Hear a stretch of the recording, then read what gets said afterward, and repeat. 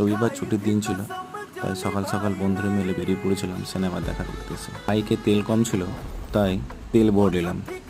একটা বন্ধু আসতে লেট করছিল, তার জন্য আমরা এখানে দাঁড়িয়ে অপেক্ষা করছিলাম। থেকে সেরকম কিছু খেয়ে বেরোয়নি, তাই এই কাকুটার দোকানে দুটি ইডলি খেয়ে সকালের টিফিনটা সেরে ফেললাম। ওর সকালের সুন্দর আবহাওয়া উপভোগ করতে করতে আমরা পৌঁছে গেলাম। এসে দেখি এখানে বাইকগুলোকে রোদে রাখার জন্য 10 টাকা করে নিচ্ছে।